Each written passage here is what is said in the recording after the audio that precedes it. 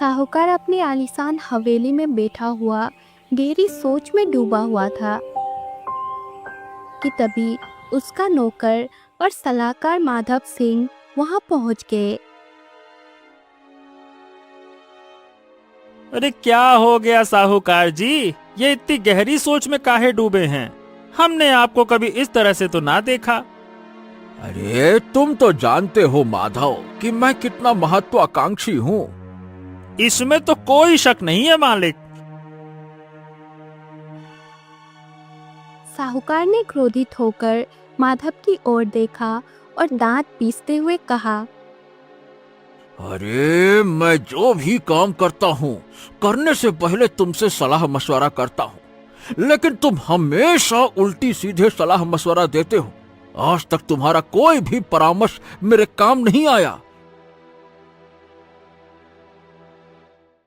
ये सुनकर माधव चौंक पड़ा और थोड़ा पीछे हटकर बोला, ये कैसी बातें कर रहे हैं साहूकार मालिक? देखिए, अगर इस गांव के लोग आपसे डरते हैं तो केवल और केवल इस माधव की वजह से। हाँ वो सब ठीक है, पर तुम जानते हो कि मेरा मकसद कितना ऊंचा है। मैं इस संसार पर शासन करना चाहता हूँ, वो भी बगैर युद्ध किए, और मैं इस राज्य का राजा बनना चाहता हूँ, वो भी बगैर एक बूंद खून बहाए। अब तुम मुझे बताओ कि ये सब कैसे संभव हो सकता है? साहूकार की ये बात सुनकर माधव गहरी सोच में डूब गया। कुछ क्षणों के बाद उसने धीमे स्वर में कहा, एक उपाय है मालिक। हमारे गांव की सीमा के पास में जो खंडहर है, उसके भीतर एक साधु वर्षों से पता नहीं कौन सी तंत्र क्रिया में लीन है। सुना है कि उसके पास विचित्र किस्म की जादुई शक्तियां हैं।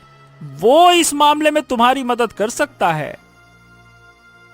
ये सुनकर साहूकार चौंक गया और बोला, वाह माधव वाह, तुम ही तो हो मेरे सच्चे सलाहकार। चलो तो हम आज ही उसके पास चलेंगे।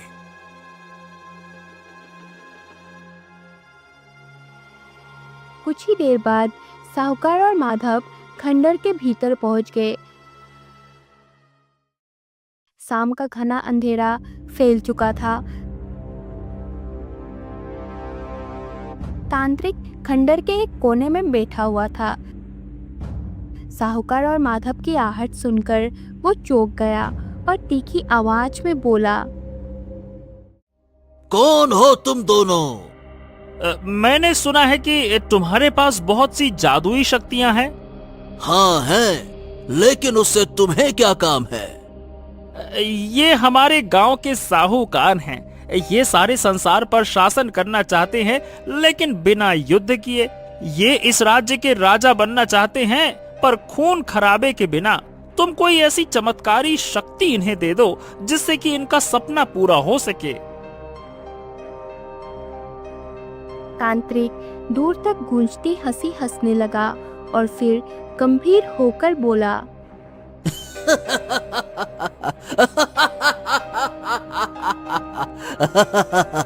बिल्कुल सही समय पर आए हो तुम लोग। मैं भी इसी सोच में डूबा था कि मैं उस कार्य को कैसे पूरा करूं। कौन सा कार्य? मेरी बात ध्यान से सुनो। आज विचित्र अमावस्या की रात है। चंद्रमा की छाया तक इस धरती से गायब हो चुकी है। यहाँ से कुछ ही दूर एक पुराना मंदिर है। मैं वर्षों से एक मणि को पाने का प्रयास कर रहा हूँ, और आज रात वो मणि उस मंदिर के भीतर प्रकट होगा। परंतु मैं चाहकर भी वहां प्रवेश नहीं कर सकता, क्योंकि मैं काली शक्तियों का स्वामी जो हूँ। लेकिन तुम एक साधारण मानव हो, इसीलिए तुम वो मणि प्राप्त कर सकते हो। इस मणि से मुझे क्या लाभ होगा? उस मणि की खासियत यह है कि जब तक वो मणि तुम्हारे पास रहेगी, हर व्यक्ति, हर प्राणी केवल तुम्हारा आदेश मानेगा, केवल तुम्हारा, सिवाय मेरे, क्योंकि मैं काली शक्तियों का मालिक हूं। तुम वो मणि ले आओ और सबसे पहले अपने गांव पर कब्जा करो, गांव के राजा बनो। फिर आगे का मार्ग मैं तुम्हें दिखाऊंगा। कुछ मैं तुम्हारे काम आऊंगा और कुछ तुम मेरे काम आओगे। साहूकार ये सुनकर अत्यंत प्रसन्न हो गया और हाथ मलते हुए बोला, अगर ऐसी बात है तो मैं आज रात ही माधव के साथ उस पुराने मंदिर में प्रवेश करूंगा। रात के अंधेरे में साहूकार माधव के साथ उस पुराने मंदिर की ओर निकल पड़ा जहां तांत्रिक ने मणि छिपी होने की बात कही थी। मंदिर के चारों ओर भयानक सन्नाटा छाया हुआ था। अंदर एक तेज रोशनी फैली हुई थी, मानो मणि स्वयं अपनी उपस्थिति का संकेत दे रही हो। लगता है ये रोशनी उसी मणि की है मालिक। हाँ, बिल्कुल सही कहा। चलो चलो अंदर चलो। दोनों मंदिर के भीतर दाखिल हो गए। वहां बीचों बीच वो मणि रखी हुई थी। साहूकार ने मणि उठाई और माधव के साथ सीधे तांत्रिक के पास पहुंच गया।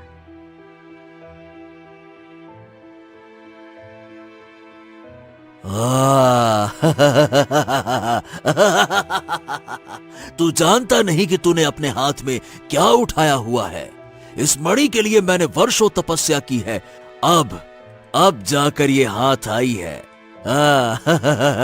अब जा, इसे लेकर अपने गांव चला जा और इस मणि से तू किसी भी मनुष्य से अपनी बात मनवा सकेगा, क्योंकि कोई भी तेरे खिलाफ बोल नहीं सकेगा। अगली पूर्णिमासी को मैं तेरे घर पर आऊंगा और फिर तुझे बताऊंगा कि आगे क्या करना है। साहूकार खुश होकर माधव के साथ गांव लौट गया। क्यों री, अब तू किसके पास जाकर शिकायत करेगी? बोल। चुपचाप ये गांव छोड़कर चली जा, नहीं तो अब हम तुझे जान से मार देंगे। और मत भूल, अब तो पूरा गांव तेरे खिलाफ है और इस राज्य का राजा भी कुछ नहीं कर सकता। राधा भयभीत हो गई। वो अकेली बेबसी से धीरे धीरे जंगल की ओर चली गई। कुछ देर बाद राधा जंगल में पहुंच गई। आसमान में काले बादल घिर आए थे और भयंकर वर्षा शुरू हो चुकी थी। राधा भीगी हुई आंखों से आसमान की ओर देखती रही और फपक कर रो पड़ी। अब मैं कहाँ जाऊँ? सारा गांव तो साहूकार के साथ है और अब तो राजा भी उन्हीं का हो गया। मैं बिल्कुल अकेली पड़ गई हूँ। तभी राधा के कानों में एक गंभीर आवाज गूंजी। बेटी, तुम इतनी भयानक बारिश में यहाँ क्या कर रही हो? राधा ने चौंक कर पीछे देखा। एक रहस्यमय साधु उसके पीछे खड़ा था और उसे घूर रहा था। राधा साधु को सारी घटना बताती हुई बोली, बाबा, मैं बेघर हो गई हूँ। मेरे पास अब कुछ नहीं बचा, न घर न जमीन, सब कुछ छीन लिया उन्होंने। महाराज भी उनकी बातों में आ गए। साधु ने रहस्यमय स्वर में कहा, साहूकार को रोकना होगा। उसके इरादे बहुत खतरनाक हैं, लेकिन असल खतरा वो नहीं। असल खतरा वो तांत्रिक है जिसने नाग मंदिर की नाग मणि उसे सौंप दी है। वर्षों की तपस्या से उसने वो मणि प्राप्त की थी। तांत्रिक? लेकिन वो साहूकार से चाहता क्या है? साहूकार एक लालची और महत्वाकांक्षी व्यक्ति है। उसकी लालच उसे तबाही की ओर खींच कर ले जाएगी। तांत्रिक तो उससे भी ज्यादा खतरनाक है। नागमणि को वो तांत्रिक स्वयं मंदिर से नहीं निकाल सकता था और इत्तेफाक से साहूकार सही समय पे तांत्रिक के पास पहुंच गया और उसका काम आसान हो गया। मणि अब साहूकार के पास है। मगर ये मणि क्या कर सकती है? ये मणि जिसके पास होती है, उसके सामने हर व्यक्ति उसका आदेश मानता है। उसकी दूसरी विचित्रता ये भी है कि मणि की सहायता से उस विचित्र झरने के पास पहुंचा जा सकता है जिसके किनारे पर एक जादुई कमल का पुष्प उगता है। आज रात अमावस्या की दुर्लभ दूसरी पूर्णिमा की रात है। आज ही की रात तांत्रिक मणि की सहायता से साहूकार और माधव को लेकर एक रहस्यमयी झरने तक जाएगा। उस झरने के किनारे एक जादुई कमल खिलता है। तांत्रिक चाहता है कि साहूकार उस कमल को तोड़े और फिर वो तांत्रिक उसे हथिया ले। पर उस झरने और कमल का क्या रहस्य है? झरना एक दूसरे आयाम में है और वो आयाम घने जंगलों के पार है, जिसका रक्षक एक मायावी शेर है। झरने से पहले एक द्वार आता है जिसकी रक्षा एक सर्प करता है। बिना सर्प की अनुमति कोई उस द्वार को पार नहीं कर सकता, पर जिसके पास नागमणि हो वो सीधे उस आयाम में प्रवेश कर सकता है। इससे पहले तांत्रिक उस कमल तक पहुंचे, तुम्हें तांत्रिक से पहले उस विचित्र झरने के नजदीक पहुंचना होगा और उस कमल के फूल को तोड़ना होगा। पर मुझे तो रास्ता तक नहीं मालूम। अपनी आंखें बंद करो बच्चा। जब तुम आंखें खोलोगी अपने आप को एक विचित्र जंगल में पाओगी। वहां एक सुंदर पुरुष मिलेगा, उसका नाम अर्जुन होगा। तुम्हें उसकी हर बात माननी होगी, वही तुम्हें उस झरने तक ले जाएगा। बस नियति के प्रवाह में बहते चलो। साधु ने मंत्र पढ़ना शुरू किया। राधा ने अपनी आंखें बंद कर ली। अगले ही पल जब उसने अपनी आंखें खोली तो स्वयं को एक घने और रहस्यमय जंगल में पाया। राधा आगे बढ़ती गई। तभी एक मधुर आवाज उसके कानों में पड़ी। ओम। कितने वर्षों के बाद तुम्हें देखा है। मुझे बहुत खुशी हो रही है, इतनी खुशी कि शब्द नहीं मिल रहे। राधा ने पलट कर देखा। सामने एक सुंदर पुरुष खड़ा मुस्कुरा रहा था। राधा को ना जाने क्यों वो बहुत परिचित लगा। तुम कौन हो और तुम्हारा नाम क्या है? मेरा नाम अर्जुन है। मुझे एक रहस्यमय झरने तक जाना है। वहाँ एक जादुई कमल खिलता है। मैं तुम्हें वहां तक ले चलूंगा, चलो मेरे साथ। राधा अर्जुन के साथ चल दी। उधर रात के अंधेरे में साहूकार अपनी हवेली में बैठा था। तभी वहां वो तांत्रिक आ पहुंचा। ये मणि मुझे सौंप दो, लाओ। साहूकार ने तुरंत मणि तांत्रिक को सौंप दी। अब बताइए तांत्रिक जी, मुझे क्या करना है? कुछ नहीं करना, सिर्फ मेरे साथ चलो। हमें एक रहस्यमय झरने तक जाना है। उस झरने के किनारे एक कमल खिला है। मैं उस फूल को स्वयं नहीं तोड़ सकता, पर तुम तोड़ सकते हो। काली शक्तियां उन फूलों के पास नहीं जा सकती। लेकिन तांत्रिक जी, उसे तोड़ने से हमको मिलेगा क्या? जैसे ही वो फूल तुम्हें प्राप्त होगा, तुम अद्भुत शक्तियों के स्वामी बन जाओगे। तुम्हारी हर योजना सफल होगी और यही तो तुम चाहते हो। बोलो, चाहते हो कि नहीं चाहते हो? साहूकार की आंखों में लालच चमकने लगा। हाँ हाँ हाँ, मैं तैयार हूं। तो फिर चलो मेरे साथ, चलो। साहूकार, माधव और वो तांत्रिक जंगल की ओर चल दिए। उनके पांव एक अज्ञात और रहस्यमय दिशा की ओर बढ़ते चले गए। इधर दूसरी ओर राधा अर्जुन के साथ एक अनजान दिशा की ओर बढ़ती जा रही थी और अर्जुन का चेहरा लगातार निहारती जा रही थी। क्या हुआ? काफी देर से देख रहा हूँ, तुम मुझे बहुत गौर से देख रही हो। मुझे कहते हुए अच्छा तो नहीं लग रहा, लेकिन ना जाने क्यों मुझे ऐसा लग रहा है जैसे मैं तुम्हें पहचानती हूँ। मैं तुम्हें कहीं देख चुकी हूँ, लेकिन कहाँ यह मुझे याद नहीं आ रहा। अर्जुन रहस्यमय अंदाज में अचानक रुक गया और राधा से बोला, कुछ समय के बाद तुम्हें सब कुछ याद आ जाएगा। अर्जुन इतना ही कह पाया था कि तभी जंगल किसी शेर की गूंज की तरह गूंजने लगा। राधा बुरी तरह सहम गई। अगले ही पल उसे साधु की बात याद आ गई उस मायावी जंगल का रक्षक एक शेर है। एक शेर रंग बिरंगी किरणों के साथ वहां प्रकट हो गया और अर्जुन की ओर देखकर बोला,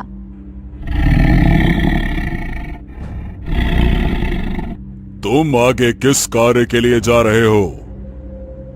मैं किसी बुरे कार्य के लिए नहीं, बल्कि एक अच्छे कार्य के लिए जा रहा हूं। मुझे उस झरने के पास उगने वाला जादुई कमल का फूल चाहिए। मैं चाहता हूं कि तुम मुझे उस दरवाजे तक पहुंचा दो जिसके पार दूसरे आयाम में वो जादुई झरना बहता है। शेर गंभीर आवाज में बोला, सोच लो, उस दरवाजे की रक्षा एक सर्प करता है। वही तय करेगा कि तुम दरवाजे तक जा सकते हो या नहीं। और तुम अच्छी तरह से जानते हो कि सर्प केवल सर्प का ही आदेश मानता है या फिर उसका जिसके पास सर्प मणि हो। ये सुनकर राधा बुरी तरह चौंक गई। उसके मन में कई सवाल उठने लगे, लेकिन वो चुप रही। हाँ, मैं जानता हूं, फिर भी मैं ये खतरा उठाने के लिए तैयार हूं। अर्जुन इतना कहता ही है कि शेर की आंखों से रंग बिरंगी किरणें निकलती है और शेर वहां से गायब हो जाता है। अर्जुन राधा का हाथ पकड़कर उस रास्ते पर बढ़ता है। कुछ ही देर में वो रंग बिरंगी द्वार के समीप पहुंच जाते हैं। तभी वहां एक विशाल सर्प प्रकट हो जाता है और अर्जुन से पूछता है, इस द्वार के पास क्यों जाना चाहते हो? मैं तुम्हें आदेश देता हूं, इस द्वार को खोल दो। सर्प की आंखों से रंग बिरंगी प्रेरणा निकलती है और द्वार खुल जाता है। तुम्हारी ये बात सर्प ने इतनी आसानी से कैसे मान ली? शायद तुमने मायावी शेर की बात ठीक से सुनी नहीं। उसने क्या कहा था? सर्प या तो सर्प का आदेश मानता है या फिर उसका जिसके पास सर्प मणि हो। और मत भूलो, उस तांत्रिक के पास सर्प मणि है। ये सुनकर राधा चौंक गई। लेकिन तुम्हारे पास तो मणि नहीं है और तुम कोई सर्प भी नहीं हो, और तुम तांत्रिक के बारे में कैसे जानते हो? मैंने तो तुम्हें इस बारे में कुछ भी नहीं बताया। कुछ देर बाद सब पता चल जाएगा। चलो मेरे साथ। इतना कहकर दोनों द्वार के पार चले जाते हैं। अगले ही पल वो जादुई झरने के समीप खड़े होते हैं, जहां विचित्र रंगों से चमकता कमल का पुष्प खिला होता है। हाँ, यही है वो जादुई कमल। जाओ, जाकर इसे तुरंत तोड़ लो। राधा जैसे ही कमल की ओर बढ़ती है, तभी वहां तांत्रिक, साहूकार और माधव आ जाते हैं। राधा को देखकर वो तीनों चौंक जाते हैं। हमसे पहले तुम दोनों यहाँ क्या कर रहे हो? इससे पहले कि ये लड़की कमल तोड़े, तुम दोनों जाओ, उसे तुरंत तोड़ो, जाओ। अरे तू यहाँ कैसे पहुंच गई? देर मत करो राधा, तुरंत कमल के फूल को स्पर्श करके तोड़ दो, और जैसे ही तुम उसे तोड़ोगी सब याद आ जाएगा। जल्दी करो। राधा चौंक गई, लेकिन बिना रुके तेजी से दौड़ती हुई कमल तक जा पहुंची, और जैसे ही उसने उसे तोड़ा, कमल से रंग बिरंगी किरणें निकली और राधा को सब कुछ याद आ गया। अर्जुन देखते ही देखते एक सर्प में परिवर्तित हो गया। ओह, इसका मतलब ये इच्छाधारी नाग था। मूर्ख, मैं भी इच्छाधारी नागिन हूँ। जो मणि इस समय साहूकार के पास है, वो मणि मेरी ही है। अब मुझे सब कुछ याद आ गया। कुछ समय पहले तूने अपनी काली शक्तियों से मेरी मणि मुझसे छीन लिया था। उस समय मैं जंगल में थी और बेहोश हो गई थी। मुझे होश तब आया जब मैं बिरजू और बिंदिया के सामने थी। वो बेचारे मुझे अपने घर ले आए। बाद में उनकी मौत हो गई, और तब से मैं गांव में एक साधारण स्त्री बनकर रह रही थी। मैं भूल चुकी थी कि मैं एक इच्छाधारी नागिन हूँ। तभी अर्जुन, जो सर्प बना हुआ था, फिर से आदमी में बदल गया। मुझे सब याद आ गया अर्जुन, तुम मेरे पति हो। मैं जानता था राधा कि तुम अपनी याददाश्त भूल चुकी हो, और मैं बस इसी पल का इंतजार कर रहा था। ये तांत्रिक ये तो मणि केवल सिर्फ और सिर्फ अमरता के लिए चाहता था, और जब मणि तुम्हारे पास से गई तो वो नियम के मुताबिक सर्प मंदिर पहुंच गई, जहां ये तांत्रिक नहीं पहुंच सकता था, और इसने इस साहूकार और माधव का इस्तेमाल किया। इतना बोलकर अर्जुन साहूकार से बोला, और तुम दोनों, तुम्हें क्या लगता है कि यह तांत्रिक तुम्हें कोई जादुई शक्ति देने वाला था? अरे मूर्खों, ये तुम्हें मार देता। वो तो केवल इस कमल के पुष्प से अमर होना चाहता था। इस इच्छाधारी नाग की आंखों में सच्चाई है और राधा की आंखों में भी। तुम तीनों इंसानियत के दुश्मन हो। मैं तुम दोनों को नहीं छोड़ूंगा। तुमने मेरी सारी योजना पर पानी फेर दिया। नहीं, बुरे काम का हमेशा बुरा ही अंजाम होता है। अब तुम मेरा कुछ नहीं बिगाड़ सकता। मेरे पास तेरी मणि है और मेरे पास जादुई कमल का पुष्प है। राधा के इतना कहते ही कमल से रंग बिरंगी किरणें निकलकर तांत्रिक के शरीर पर पड़ने लगी। मणि तांत्रिक के हाथ से गायब होकर सीधे राधा के हाथ में आ गई। मणि को हाथ में लेते ही राधा की आंखें नागिन जैसी चमक उठी और कमल से ज्वाला निकलने लगी, जो सीधे तांत्रिक, माधव और साहूकार पर पड़ी। तीनों जलकर वही राख हो गए और कमल का पुष्प वहां से गायब हो गया। अब सब कुछ ठीक हो चुका है अर्जुन।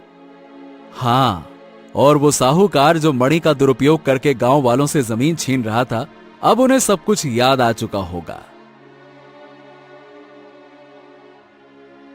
मणि अपने असली स्वामी के पास लौट चुकी थी। कमल पुष्प ने अपना अंतिम काम कर लिया था। अब ना तो तांत्रिक था, ना उसका अंधकार, केवल प्रेम, सच्चाई और न्याय था, और दो इच्छाधारी प्राणी जो फिर एक हो चुके थे।